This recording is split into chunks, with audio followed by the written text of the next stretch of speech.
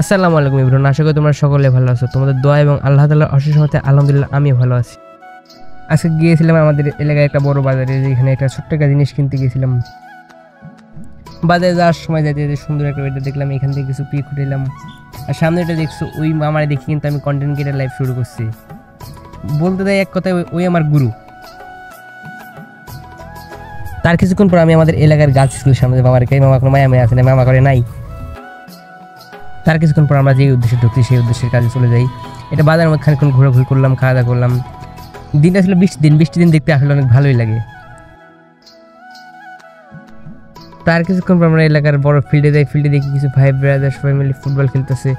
Senior ভাই টানা 15 minute bike চালানোর পর আমরা যে দোকানে যাব সেই দোকানে চলে আসি। তারপরে আমরা যেটা নেবো সেটা তো এই দোকানে পাই না, সেই কারণে অন্য দোকানে বললো অন্য দোকানে যাও, দেখো এই দোকানে পাও নাকি। তারপরে এই দোকানে দেখলাম, এই দোকানেও পাইলাম না। তারপরে আমাদের এলাকার ব্রিজের ওই ফিট গেলাম, ব্রিজের ওই ফিট যাওয়ার পর পাই নাই। আর হ্যাঁ গাইজ, তোমরা যারা এই ব্রিজ খান ছিল তোমরা সবাই কিন্তু কমেন্ট বক্সে অবশ্যই জানাবা।